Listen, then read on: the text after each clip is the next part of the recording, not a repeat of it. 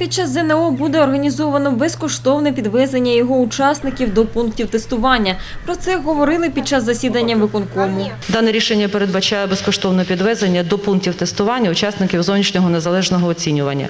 Зокрема, це стосується випускників сільської місцевості та тих випускників, які здаватимуть зовнішнє незалежне оцінювання з німецької мови в місті Суми. Торкнулись під час засідання виконкому і роботи служби у справах дітей.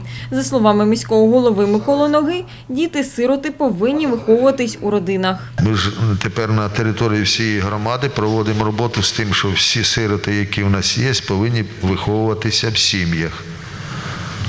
Так. І як виняток в окремих тільки випадках, коли будемо всі ми знати, когось можна віддати в якийсь інтернат. Всі діти, це мається на увазі, я звертаю увагу старост, які осиротіли або які лишили батьківства і таке інше, ми повинні організувати таким чином систему, щоб вони виховувалися в сім'ях. Таке стоїть завданням, таке було по місту, і таке ми повинні трансформувати усі населені наші пункти. Говорили і про надання матеріальної допомоги на лікування. Серед тих, хто бажають її отримати, переважно шосткинці. Натомість жителів сіл у цій кількості зовсім небагато. З села дуже рідко з'являються тут фамілії, тому якщо там у вас зовсім екстрена якась ситуація з хворобою, у когось звертайте управління соціального захисту, будемо знаходити можливість допомагати по можливості. Можете звертатись до депутатів міської ради, в яких є повноваження частково фінансувати ці роботи, і ми будемо теж прислуховуватись до цих пропозицій і теж допомагати. Треба зазначити, що сума допомоги на лікування різниця у кожному окремому випадку. Всі рішення приймаються спеціально створеною комісією, у складі якої є лікарі. Крім того, на одній з попередніх сесій міськради були затверджені суми матеріальної допомоги. Але в конкретному кожному випадку розглядає комісія, яка приймає рішення, яка сума треба надавати. В залежності від хвороби, там більше, якщо онкозахворювання, ліки там є і таке інше. Було прийнято рішення про надання одноразової матеріальної допомоги на компенсацію комунальних платежів. На ці цілі виділяється 162 тисячі. І тут комунальні платежі теж є у старостинських округах. Якщо там якась буде надзвичайно складна ситуація, ви там орієнтуйтесь і давайте сюди пропозиції. В окремих питаннях ми теж будемо вирішувати питання. Тому що тут, виходить, всі програми йдуть по старому місту. Так, тут більш складно, так, тут централізована система опалення, але і у вас є будинки, які опалюються, і є неузгоджені якісь питання, тому якщо будуть якісь пропозиції, ми будемо їх враховувати. Торкнулись теми системи опалення в селах.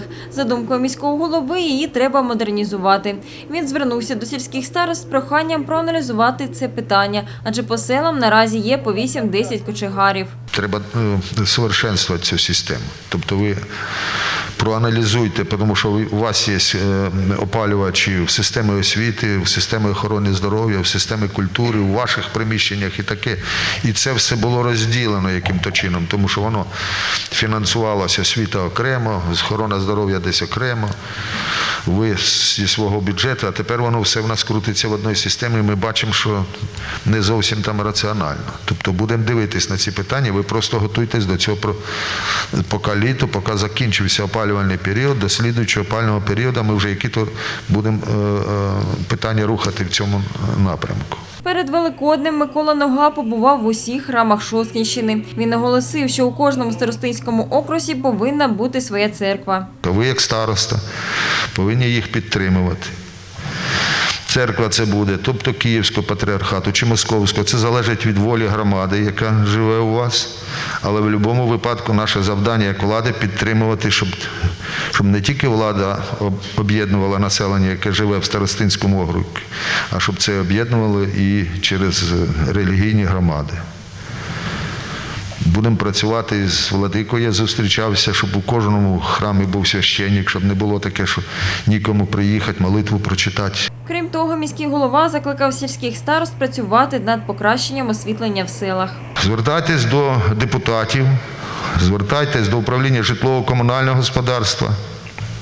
Розробляємо проекти, ставимо стовби, лампочки будемо ставити не прості, а світодіодні. Тобто можливості у нас абсолютно з цього є. Ми повинні створити зовсім інше середовище.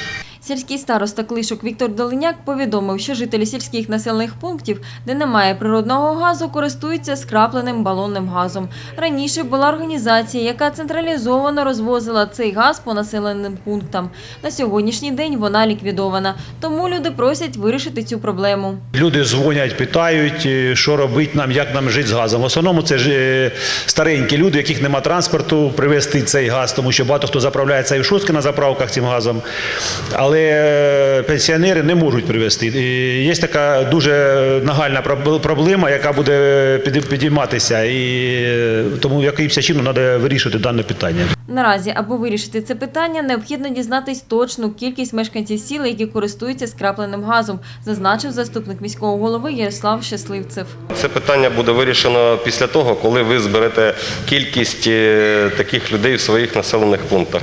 Щоб ми з потенційним підрядником домовлялись, він буде прораховувати свою логістику, чи вигідно йому працювати на нашій території. Наразі фірми, яка б займалась доставкою скрапленого газу до населених пунктів у Шосткинській громаді, немає.